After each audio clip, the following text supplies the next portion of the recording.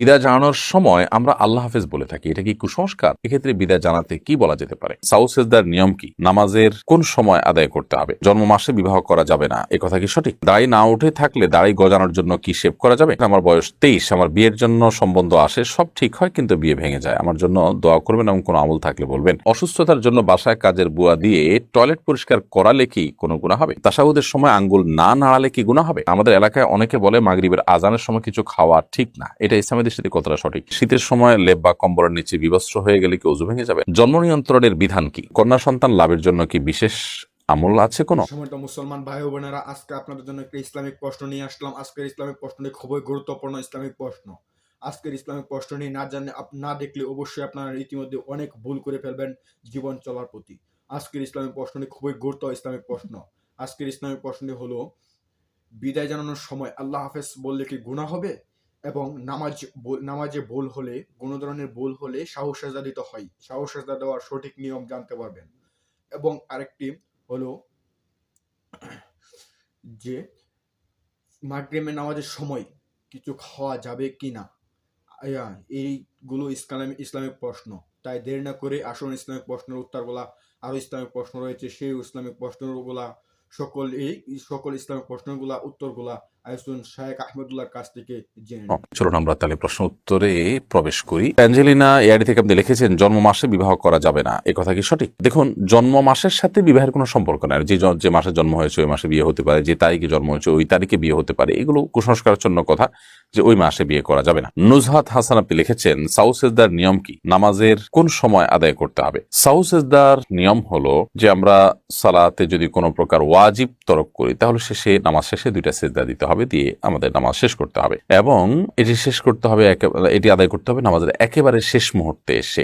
এরপর প্রশ্ন করেছেন আসমা সাহা, আপনি লিখেছেন, অসুস্থতার জন্য বাসায় কাজের বুয়া দিয়ে টয়লেট পরিষ্কার করালে কি কোনো গুনাহ হবে? কোনো অসুবিধা নেই। আপনার অসুস্থতার কারণে হোক অথবা অন্য কোনো কারণে হোক, আপনার টয়লেট অন্য কাউকে দিয়ে পরিষ্কার করলে আপনার কোনো গুনাহ হবে বা আপনার ইবাদত বন্দেগীর কোনো অসুবিধা হবে বা আপনার বান্দার হক নষ্ট হবে, এরকম না। তাকে ন্যায্য প্রাপ্য তাকে দিয়ে দিবেন, পাওনা তাকে দিয়ে দিবেন এবং পারিশ্রমিকের বিনিময়ে কাজ করাতে কোনো অসুবিধা নেই। নিজুম নিশি আইডি থেকে আপনি লিখেছেন, আমাদের এলাকায় অনেকে বলে মাগরিবের আজানের সময় কিছু খাওয়া ঠিক না, এটা ইসলামের দৃষ্টিতে কতটা সঠিক? মাগরিবের আজানের সময় কোনো কিছু খাওয়া ঠিক না, এরকম কোনো কথা কোরআন হাদিসে কোথাও বলা হয়নি। এটা একেবারেই কুসংস্কারের জন্য বিশ্বাস। দিন এবং রাত 24 ঘন্টার ভিতরে এমন কোনো সময় নেই যে সময়টাতে খাওয়ার ব্যাপারে শরীয়তের কোনো বিধিনিষেধ আরোপ করা হয়েছে যে এই সময় খাওয়া ঠিক না, এই সময় খাওয়া ভালো না। ঘুমের ব্যাপারে বলা হয়েছে মাগরিবের পরে ঘুমানো ভালো নয়, এশার আগে।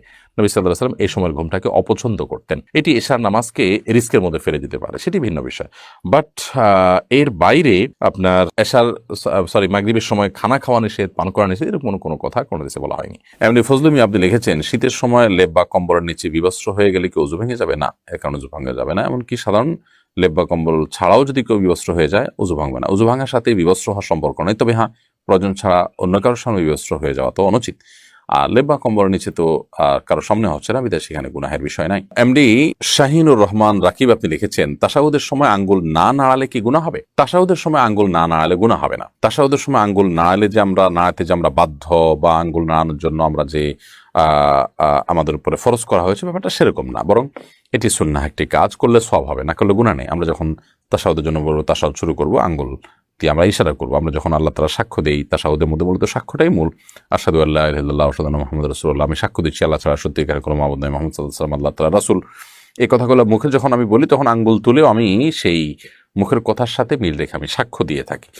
এই জন্য এটি সুন্নাহ, কিন্তু এটি কোনো কারণে না করতে পারলে নামাজ হয়ে যাবে এবং কোনো গুনাহ হবে না। আব্দুল আমিন আপনি লিখেছেন, জুমার খুতবার সময় অনেক মানুষ আছে কথা বলে, তখন আমার করণীয় কি? যারা কথা বলে তাদেরকে আপনি মুখ দিয়ে কথা বলে বন্ধ করতে যাবেন না বা থামাতে যাবেন না তাদের কথা, বরং তাদেরকে কোনোভাবে ইশারা ইঙ্গিতে তাদেরকে নীরব থাকতে এবং চুপ থাকতে বলবেন, এটাই হাদিসের নির্দেশ। জামি ইসলাম শহীদ এআইডি থেকে আপনি লিখেছেন, জন্ম নিয়ন্ত্রণের বিধান কি? জন্ম নিয়ন্ত্রণ করার যদি প্রয়োজন হয়, কোনো ব্যক্তি এমন হন যে তিনি তার এই মুহূর্তে সন্তান নিতে গেলে তার স্ত্রীর জীবন হুমকির মধ্যে পড়বে, বা সন্তান একটা আছে, এই মুহূর্তে একটা সন্তান এলে তাকে লালন পালন করার মতো কোনো ব্যবস্থা নেই, কেউ নেই, তো এরকম পরিস্থিতিতে সাময়িক জন্ম নিয়ন্ত্রণ তিনি করতে পারেন। সেই সাময়িক জন্ম নিয়ন্ত্রণটা 2-4 বছরের জন্য হতে পারে, 10 বছরের জন্য হতে পারে, আর লম্বা সময়ের জন্য হতে পারে, কিন্তু স্থায়ী জন্ম নিয়ন্ত্রণ করা জায়েজ নাই।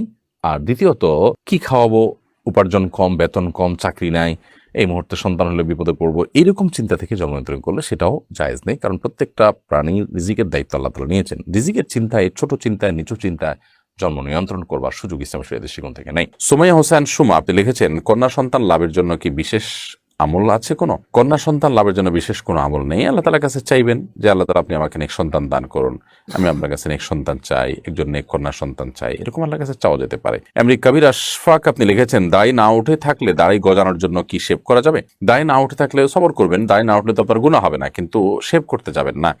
বিশেষ করে দাড়ি নাই, সেখানে খালি মুখে আপনি যদি শেভ করেন আপনার ত্বকের জন্য ভালো কিছু হওয়ার কথা নয়। কিন্তু দাড়ি নেই, উপর দিয়ে আপনি শুধুমাত্র শেভ করছেন, কোনো দায়ী আপনি চাচ্ছেন নাই, তাহলে তো আপনি গুনাহগার হবেন না। বাট আল্লাহ তাআলা ফায়সালার উপরে সন্তুষ্ট থাকা এবং স্বাভাবিক অবস্থার জন্য অপেক্ষা করাই হলো বুদ্ধিমানের কাজ। কোনো মেডিসিন ব্যবহার করা বা এরকম কোনো কিছু না করাই উচিত। কিন্তু যদি কেউ করেন তাহলে গুনাহ হবে না, যেহেতু তার দাড়ি নেই যে তিনি দাড়ি শেভ করা গুনাহগার হচ্ছেন। এমডি শফিকুল ইসলাম আপনি লিখেছেন, ফরজ নামাজের শেষ রাকাতে ওযু ছুটে গেলে বাকি অংশ কিভাবে আদায় করব? ফরজ নামাজ যদি শেষ রাকাতে ওযু ছুটে যায়, তো ওযু ছুটে গেলে ওই অবস্থায় আপনি চলে যাবেন ওযু করার জন্য। ওযু করে এরপরে আপনি এসে নামাজের যেটুকু বাকি ছিল সেটুকু আদায় করবেন। হতে পারে শেষ রাকাতের রুকুতে ওযু চলে গেছে, তো এসে রুকু থেকে আবার শুরু করবেন, করে বাকিটুকু শেষ করবেন। যদি আপনি ওযু করে আসার পথে কারোর সাথে কথা না বলেন, অন্য কোনো কাজ না করেন, জাস্ট ওযু করেছেন, করে চলে আসছেন, তাহলে সেক্ষেত্রে আপনি আগের যে সালাত ছিল সেটাকেই কন্টিনিউ করতে পারেন। আর যদি আপনি কথাবার্তা বলে থাকেন, অন্য কাজ করে থাকেন, তাহলে তো আর এটাকে কন্টিনিউ আপনি করতে পারবেন না। আর যদি কথাবার্তা না বলে থাকেন, ওযু করে চলে আসছেন আপনি জাস্ট, তাহলে সেক্ষেত্রে এখন আবার শুরু থেকে আপনার নামাজ পড়তে হবে, ব্যাপারটা কিন্তু সেরকমও নয়। আউয়াল হোসেন চান আপনি লিখেছেন, আকিকার গোশত কি সন্তানের বাবা মা খেতে পারবে? দেখুন, আকিকার গোশত সন্তানের বাবা মা খেতে পারবে, অন্য কাউকে খাওয়াতে পারবে, কোনো অসুবিধা নেই। আমাদের সমাজে প্রচলিত আছে যে সন্তানের বাবা মা আকিকার গোশত খেতে পারবে না। এটা নিছকই আমাদের ভুল ধারণা এবং কুসংস্কারাচ্ছন্ন বিশ্বাস।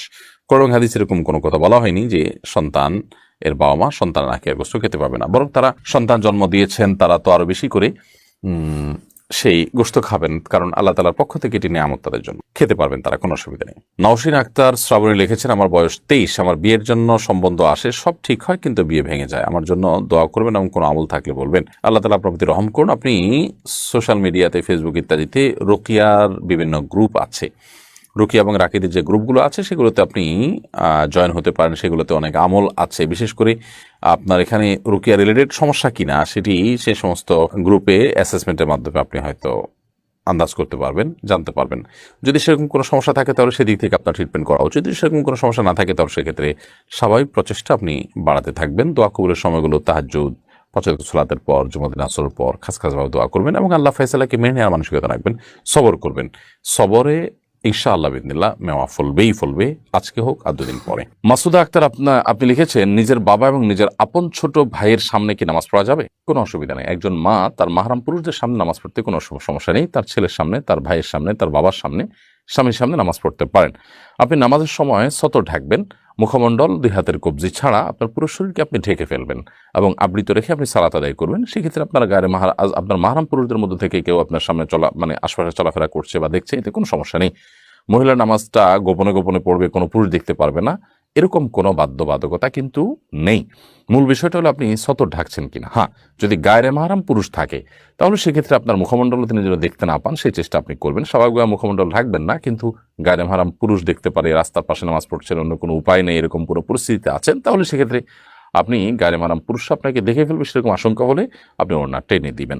আরিফুল ইসলাম আপনি দেখেছেন, আমার স্ত্রী প্রায় সময়ই নামাজ দেরি করে পড়ে, সেই কাজকে বেশি প্রাধান্য দেয়, কি করতে পারি? তাকে বোঝাবেন আউয়াল ওয়াক্তে নামাজ পড়া আল্লাহর কাছে সবচেয়ে উত্তম আমল। কাজকে প্রাধান্য দেওয়া এটা ঈমানের দুর্বলতার লক্ষণ, নামাজকে পিছিয়ে দেওয়া এটা ঈমানের দুর্বলতার লক্ষণ। বিধায় ঈমানদার হিসেবে আমাদের উচিত হবে সময় মতো নামাজ পড়া এবং নামাজকে কোনোভাবে পিছিয়ে না দেওয়া। এবং মামুন্না অনেকে তাদের নামাজগুলোকে নষ্ট করে ফেলেন, যে ঘরোয়া কাজ করে তিনি গোসল করে একসাথে নামাজ পড়বেন। শয়তান তাদেরকে বোঝায় যে বোধহয় একসাথে ফ্রেশ নামাজ পড়লে বেশি সওয়াব হবে, অথচ আউয়াল ওয়াক্তে শুরুর দিকে নামাজ পড়লে সওয়াবটা তার জন্য অবশ্যই বেশি হবে, সেটি তাদের বোঝানো উচিত। সাইফুর রহমান আপনি লিখেছেন, বিদায় জানানোর সময় আমরা আল্লাহ হাফেজ বলে থাকি, এটা কি কুসংস্কার? এক্ষেত্রে বিদায় জানাতে কি বলা যেতে পারে? বিদায় জানানোর সময় আমরা আল্লাহ হাফেজ বলি, অনেকে আল্লাহ হাফেজ বলি, অনেকে ফি আমানিল্লাহ বলি।